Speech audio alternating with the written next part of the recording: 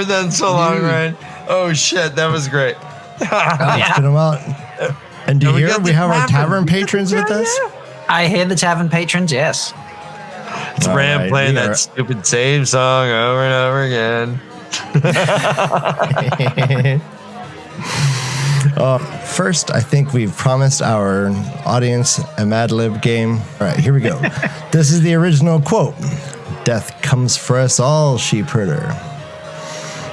Okay, we all know that one. Now, Cookpot bites for us all, fireman. All right. Pretty much on the nose with Cookpot. Okay, so you'll see how it is. And here we go. The original quote is, the wheel of time turns and ages come and pass, leaving memories that become legend. Right? Let's see what Rob comes up with. Oh, God. All right, no. The spoon of time dries, and turkeys commit and destroy, leaving wolves that become potato. Hold on. The spoon of time dries, and turkeys commit and destroy, leaving wolves that become potato. Wonderful. Original quote. Morghese, by the grace of the light, Queen of Andor, protector of the realm, defender of the people, high seat of the house Trakand. Rob's response. Jeffrey, by the grace of the puny, head chief of the Magnolia, protector of the frock, deliverer of the fear, high bookcase of the high Cumberbatch, of the house Cumberbatch. Jeffrey Cumberbatch. Nice. Okay. By the grace of the puny. Oh gosh. By the grace of the puny, yeah. I like that. All right. That's our next album, Ryan. By the grace of the puny. Yeah. We gotta Google it first. You never know what's taken. Yeah, you're All right, right. here's our last Mad Lib. All right. Suddenly he grinned, but his grin was as dark as a scowl. His eyes sparkled merrily, laughing at the foot of the gallows. All right. Coaxingly, he admitted, but his grin was as slimy as a smirk. His nipples applauded secretly, swimming at the belly button of the gallows. His nipples applauded. His nipples applauded. Yeah, I got a victory. Swimming at the belly button of the gallows. Oh my! Hold on, that sounds like Robert Frost going nuts. Oh man. Yeah, that was beautiful. I like Well that. done, Rob. Well done. I just had to indeed. go crazy at the end. I was like, it's the weirdest words that will never fit together, and you made them work. I like it. Rob, do you believe in free will? Yeah. Do you believe in free will in Randland? Yes. How does a pattern relate to free will? Wow, we're going deep and philosophical, are we? Okay. Well, it relates to it. So everything revolves around my grand theory that I think I've explicated once, and Lan supports it in my mind, and I wanted to get out of that. So this is all building up to the theory. So this is all build up. Okay. It's called narration. Well, no matter what the pattern does, they can still lose. So just because the pattern, sets things up and decides things, it doesn't mean that that's guaranteed to happen. People can still make the wrong decision, and the pattern would lose, and the dark one would break free and destroy the pattern. Okay. Well, Land does mention that this might be the end of everything ever. Land does get a little nihilistic. All right, so we have this issue with, the repeating pattern of the ages. We have the wheel. Yeah. We have the pattern, and for me, it seems entirely disappointing to think that this story is just another chronicling of just one of the ages. Well, here's the line I was looking for, Ryan, if I can. It says, the pattern is forming a great web what some call the lace of ages, and you lads are central to it. I don't think there is much chance left in your lives now. Have you been chosen out then? And if so, by the light or by the shadow? That line, I don't think there's much chance left in your life now. How true is that? Yeah.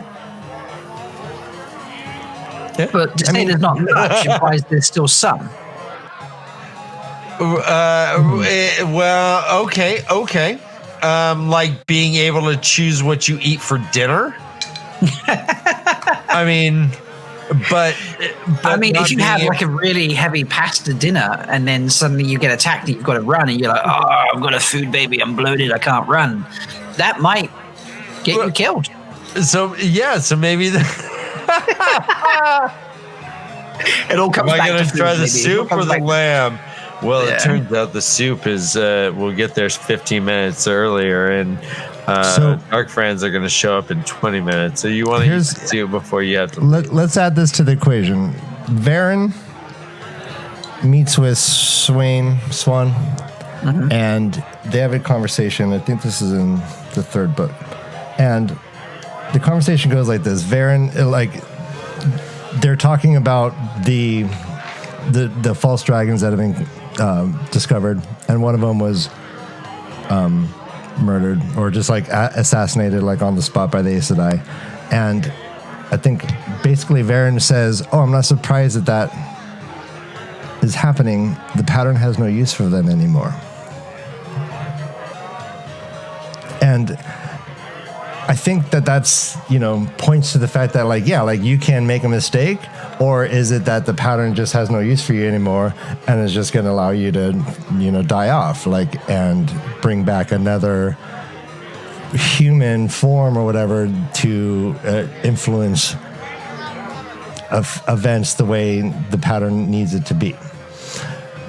What I think is happening in this book is that Rand, my grand theory is that there's no free will in this world, and that the moment that Rand pulls Morden into the pattern at the very end of the book is the first actual moment of an expression of pure free will.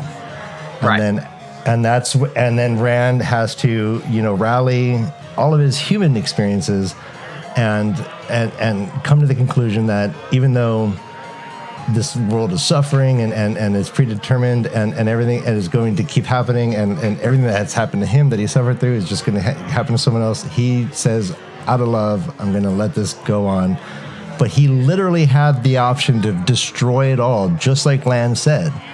And I think that option has never been available in the history of Randland or in the future of Randland, whatever we want to look at it. I don't think that's never been possible until Rand came and transcended it. And I think that's the religious transcendence that we see is also him, leveling up higher than any other Luz Theron, dragon emanation. What makes Rand special for that then? Tam.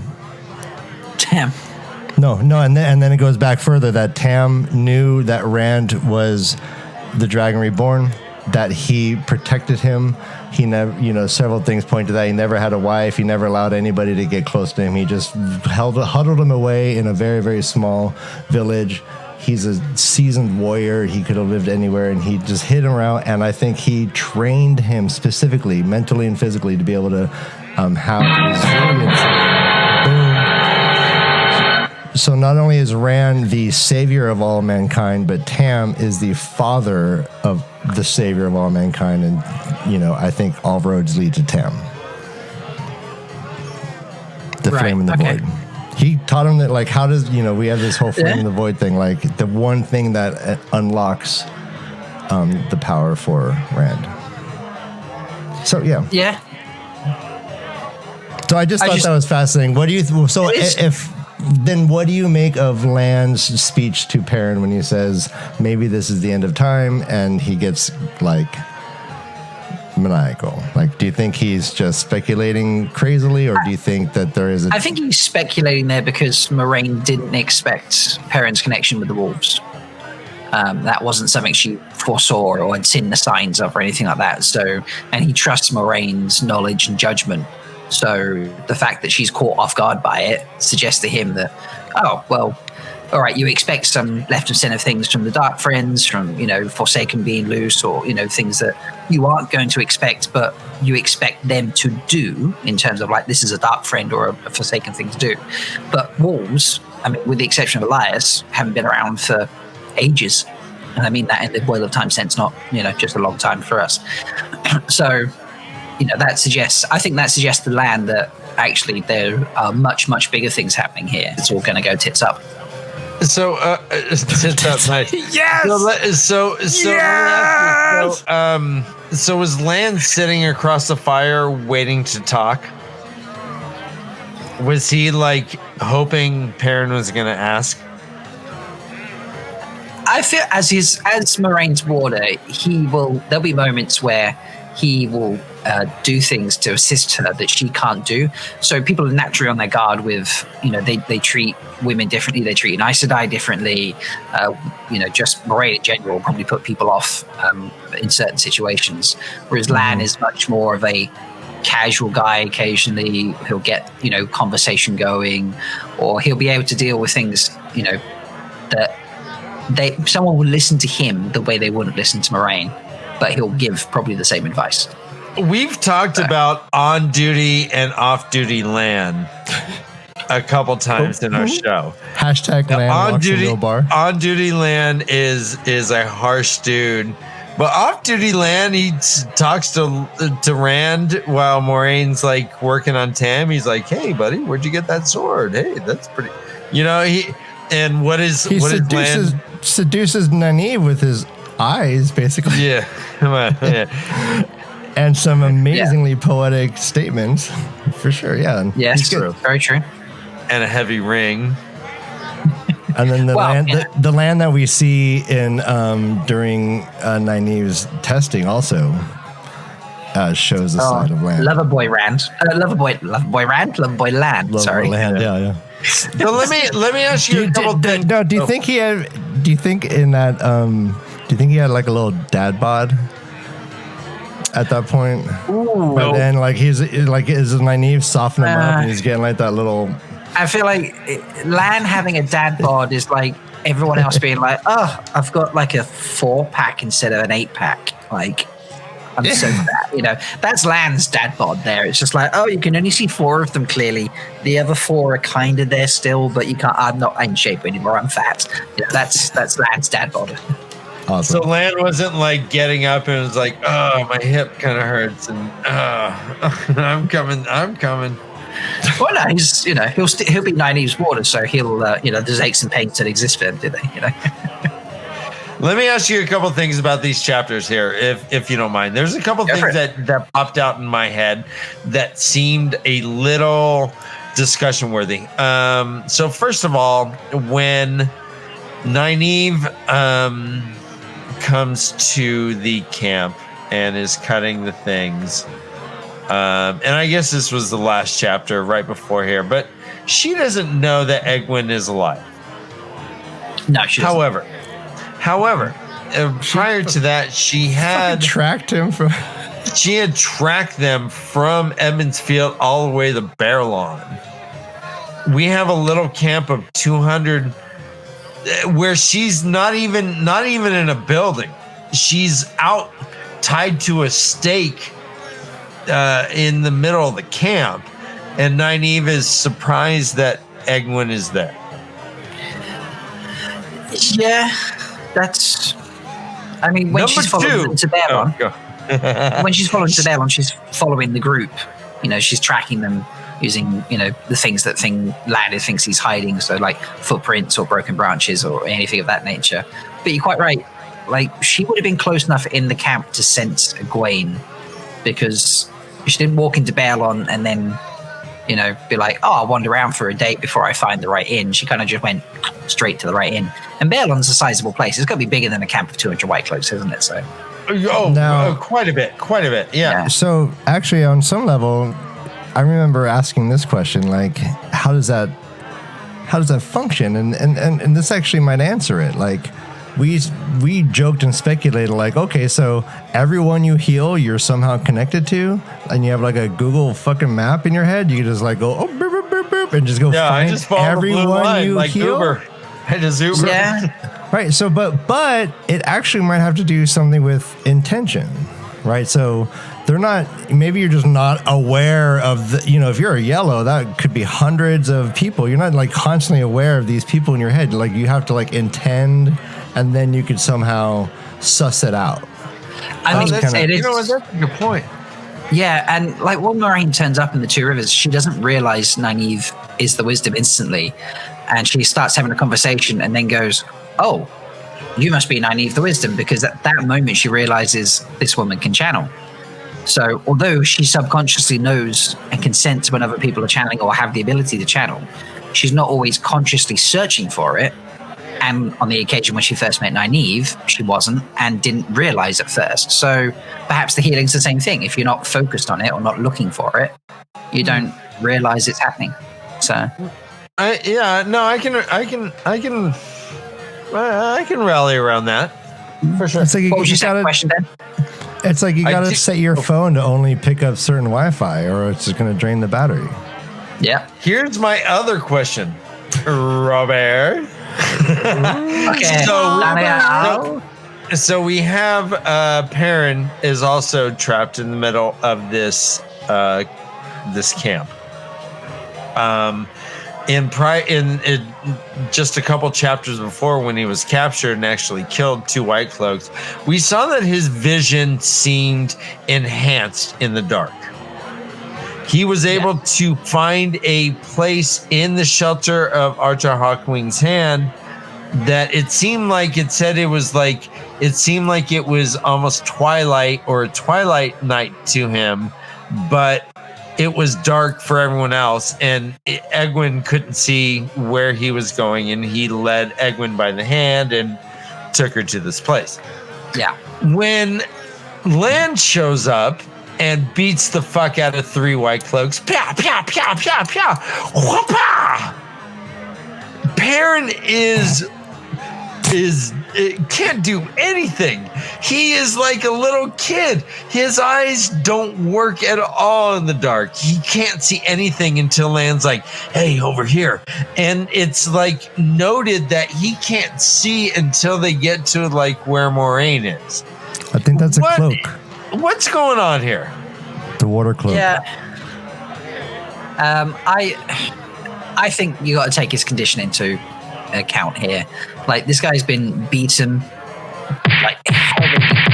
Oh man, that's a really good point. I really didn't take that into account. He's exhausted. He's being dragged by his neck behind a cart for the past days. I don't know how many days they've been going, but yeah, he is physically screwed. And I just think that at this point, he's just not, even with the adrenaline pumping through his body for the rescue, he's still not, not everything's working. And I think a bit of shock there as well. If he wasn't so tired, he'd be able to see better in the dark? His eyes are starting to already get yellow. Yeah, it's not fully developed, isn't it? He's getting the tint of yellow. He doesn't have completely golden eyes yet. It's significant enough that Perrin got to go to the concussion protocol. He does think that you're quite right. But yeah, I think it's still hit and miss because it's not fully developed yet, and with his physical condition as well, it's really on the miss moment. So all right, yeah. I have one more. I got one too. You have one more. My turn. Yeah, all right, go ahead, Rob. Yes. I don't know what chapter it is, and I know, but it is in this book. There is a reference to a giant. Someone said, "Wow, that's like made as if it's made to fit a giant." What the fuck's that about? Where's the giant? Oh, maybe when we saw Loyal's chair or something. No, I think it was like describing a building or something. But yeah, like there is a definitive like something made for a giant. Yeah. And I'm wondering where's what my you camera think going? about that. I've switched to being shitty. I love pretending I have friends with these tavern patrons. I feel like popular. I know, it's like it feels. Yeah, we're not even wearing masks in this crowd. It's so great. Land mentions the word pray twice. He said, pray that we find them, blacksmith, pray, he kind of emphasizes that twice. So we don't hear about churches. We know that there's a creator. We know that there is a dark one, but there is no like church or there's the white cloaks, and then later we have the prophet and Messima and stuff. But how prevalent do you think praying is in Ranland? I just probably just to the creator, like praise the creator or something of that nature, but not like go to church every Sunday and praise God type situation. More a case of thank the creator. Well, I never hear anyone praise a creator. I hear that they go the light protect us, or the light illuminate us. They'll refer to the light and that might be the creator's blessing, I suppose. Yeah, maybe that's like the step to get to the creators. First you pray to the light, and then the light funnels things to the creator or something.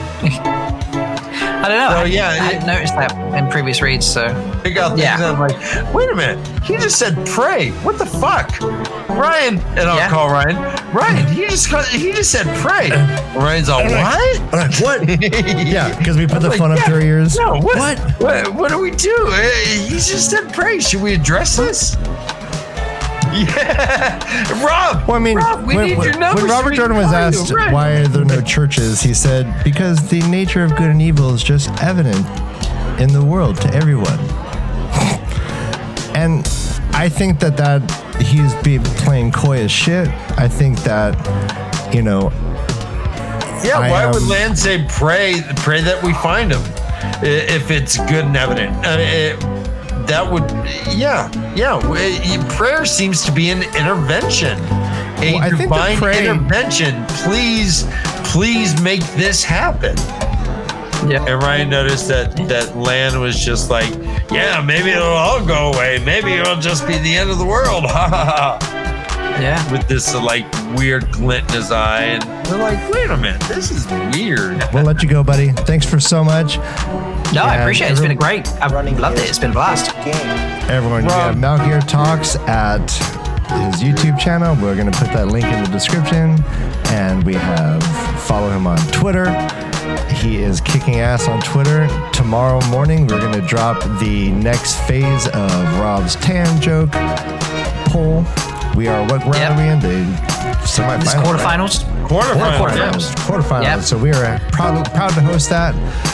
Just one of the many things that Rob is enriching our lives with.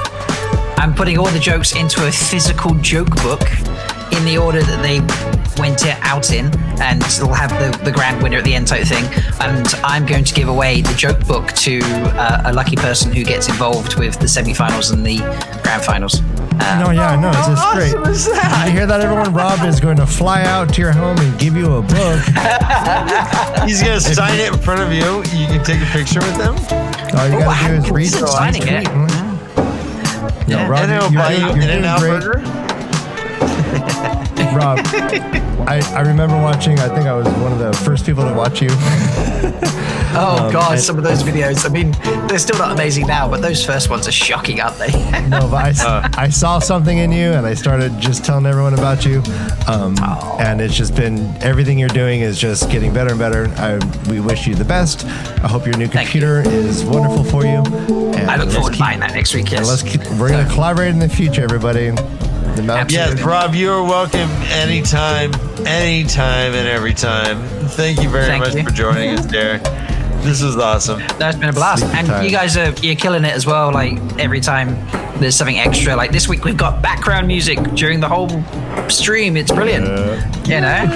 So I'm not the only one making things better every time. Like you're killing it as well, Ryan and Dan. Like t-shirts, background music. Every week there's something new, something better. So It's the grind. It's the grind. Hi, guys. Everyone have a great night. Thank you for watching. Bye. Love you guys. See you next week. Mwah. Kisses like frisbee.